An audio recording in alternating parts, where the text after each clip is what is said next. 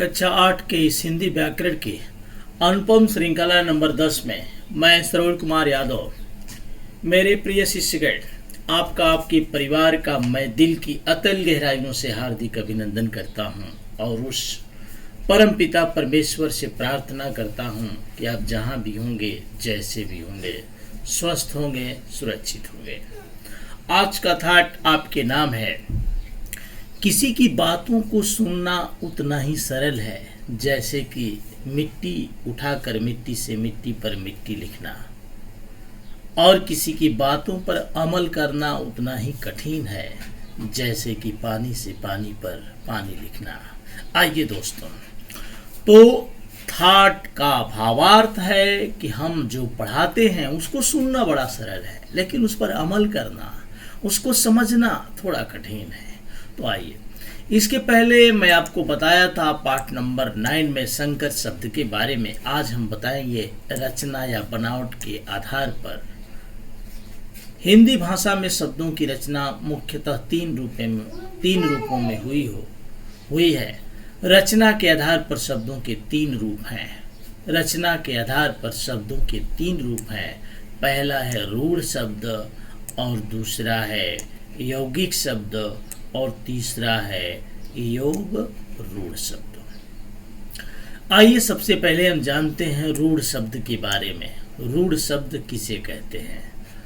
वे शब्द जिनका प्रयोग किसी विशिष्ट अर्थ के लिए किया जाता है, यानी कि जो रूढ़ का मतलब होता है परंपरा से जो चला आ रहा हो। जैसे कहते हैं परंपरावादी व्यक्ति है, रूढ़िवादी व्यक्ति है, जो जिसके अंदर परिवर्तन न हुआ हो, पहले से चला आ रहा हो। तो विशिष्ट अर्थ के लिए, विशिष्ट अर्थ का मतलब हुआ जो पहले से सब लोग जानते हैं इसका अर्थ क्या होगा, वे रूढ़ शब्द कहलाते हैं।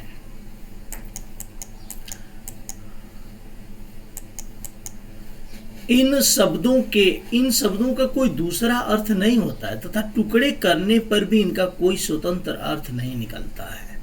अगर इनको टुकड़ा कर दिया जाए, अलग अलग कर दिया जाए, तो अलग अलग कोई अर्थ नहीं निकलेगा, एक में ही अर्थ निकलेगा। जैसे मान लीजिए देवता है, अब देवधनता, देव और धनता, देव और ता को अलग कर दिया, देव का तो अर्थ निकलेगा, लेकिन ता का कोई अर्थ नहीं निकलेगा, अर्थात अलग करने पर अर्थ नहीं निकलता है। इन्हें मूल शब्द कहा जाता है। जैसे आकाश, जैसे आकाधंस, कोई अर्थ नहीं निकला। प्रधनकाश, कोई अर्थ नहीं निकला। देवधनता, यानी दोनों का स्वतंत्र अर्थ नहीं है। वे रूढ़ शब्द कहलाते हैं जो परंपरा से बोले जा रहे हैं और आज भी यूज हो रहे हैं। सीधे सीधे ये जानना है, जो बहुत पहले से बोले जा रहे हैं उसमें कोई परिवर्तन नहीं हुआ, उन्हीं को रूढ़ शब्द कहते हैं। जैसे देवता, प्राचीन काल से बोला जा रहा है। प्रकाश, सूर्य के प्रकाश को हम प्रकाश प्राचीन काल से कहते आ रहे हैं, ऐसा तो नहीं इसको प्रकाशी कहा जाएगा, नहीं। यौगिक शब्द, यौगिक का अर्थ ही होता है जुड़ना। जब दो या दो से अधिक शब्दों को मिलाकर एक शब्द बनाया जाता है, यौगिक का अर्थ होता है जोड़ना। जब दो शब्द या दो से अधिक शब्द मिलाते हैं और मिलाकर एक नया शब्द बनाते हैं, तो उस शब्द को, जो एक नया शब्द बनेगा, उसी को यौगिक शब्द कहते हैं। इन दोनों शब्दों के अपने स्वतंत्र अर्थ होते हैं, अर्थात रूढ़ शब्द में आपने देखा कि अलग अलग करने पर दोनों के अर्थ नहीं आ रहे थे, लेकिन यहाँ पर अलग यौगिक शब्द को अलग कर दिया जाए तो दो शब्द अलग अलग होंगे और दोनों के अर्थ होंगे। ये रूढ़ और यौगिक शब्द में अंतर है। ये दोनों ही शब्द मिलकर किसी दूसरे ही अर्थ का बोध कराते हैं। ठीक है, जैसे डाक, घर। विद्यालय, विद्याधनालय, विद्या का अर्थ हुआ विद्या, आलय का अर्थ हुआ घर, दोनों का अर्थ निकला। पुस्तक धनालय, पुस्तक का मतलब पुस्तक, आलय का मतलब है घर, पुस्तकालय पुस्तक का घर। रसोई घर, रसोई के लिए घर। चिड़ियाघर, चिड़िया के लिए घर। टिकट घर, टिकट के लिए घर। घुड़सवार, घोड़े पर सवार। घोड़ा गाड़ी, घोड़ा और गाड़ी। यहां देख रहे हैं चिड़िया। अब ये क्या है? चिड़िया यौगिक शब्द, चिड़िया अब यहां आप देख रहे हैं दो शब्दों से मिलकर एक नया शब्द बना या यहां तो ये जो ये दिया है इसमें थोड़ा असमंजस है, इसमें भी असमंजस है, क्योंकि घ और र को अलग करेंगे तो दोनों का स्वतंत्र अर्थ नहीं निकलेगा। बिल्कुल सही दिया है, इसमें थोड़ा समझने में चूक हुई है। आइए देखते हैं। चिड़िया एक शब्द है, घर दूसरा शब्द है, दोनों को यहाँ मिलाया गया है। दो शब्द दोनों को मिलाया गया तो एक नया शब्द बना चिड़ियाघर। ये चिड़ियाघर क्या है? यौगिक शब्द है, क्योंकि घर का भी कोई एक अर्थ है, चिड़िया का भी कोई अर्थ है अलग अलग कर देने पर, और दोनों को मिला देने पर एक नया शब्द बना चिड़ियाघर। तो चिड़ियाघर क्या है? यौगिक शब्द है, और अलग अलग करने पर भी दोनों के अर्थ आ रहे हैं। मेरी बात समझ में आ गई? बिल्कुल सही है, ठीक है, कोई शक नहीं।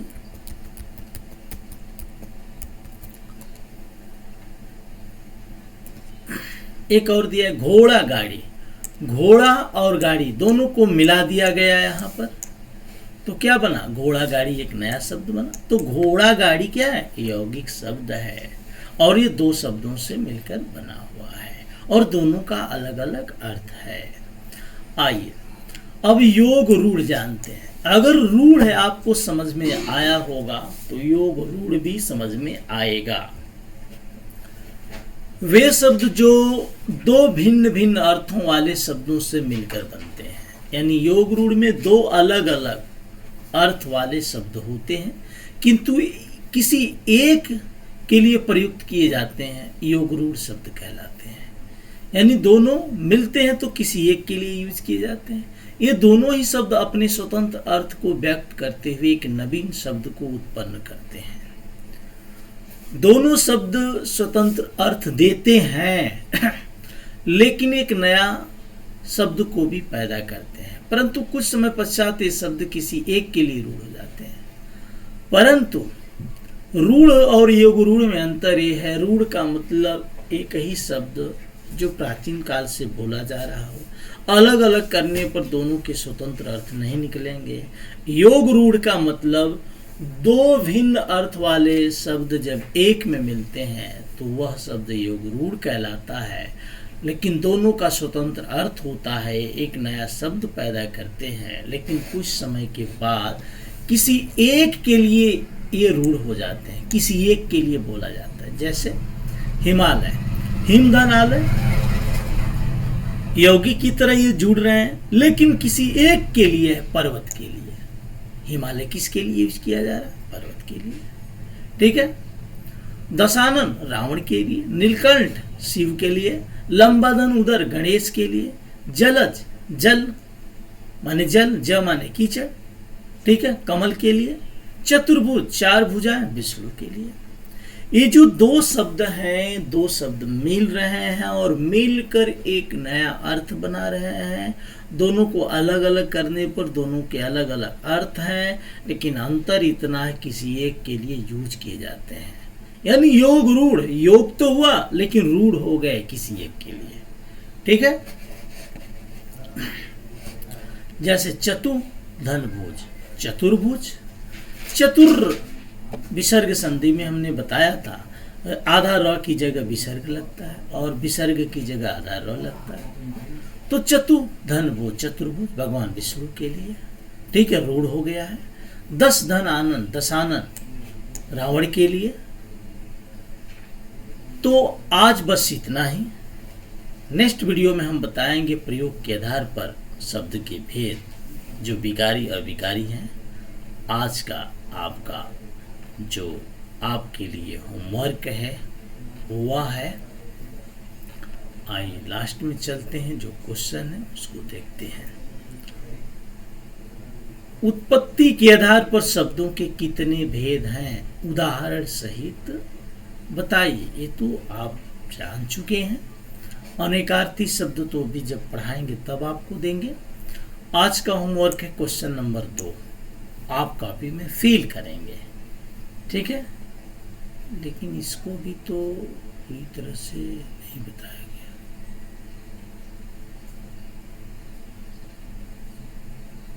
नहीं, इसको आप करेंगे। क्वेश्चन नंबर जो 4 है, रूढ़ शब्द की परिभाषा लिखेंगे, यौगिक शब्द की परिभाषा लिखेंगे। बाकी फिर ये आप लिखेंगे क्वेश्चन नंबर 5, यौगिक और योग रूढ़ शब्दों के 5-5 उदाहरण आप देंगे। ठीक है, इतना आपको करना है।